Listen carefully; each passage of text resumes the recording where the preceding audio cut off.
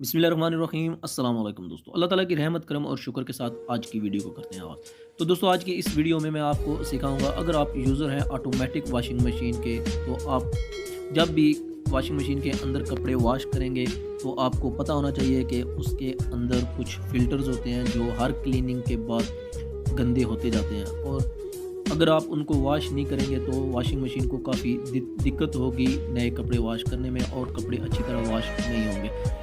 क्योंकि जब भी मशीन जब वॉश करती है तो उस कपड़ों के अंदर से कचरा निकलता है, और वो कचरा किधर जाएगा आप देख सकते हैं। ये ड्रम वाली मशीनें होती हैं तो कचरा इनका कहीं भी नहीं जाता, इनके अंदर फ़िल्टर्स होते हैं वो जो आपने लाजमी वॉश करने होते हैं।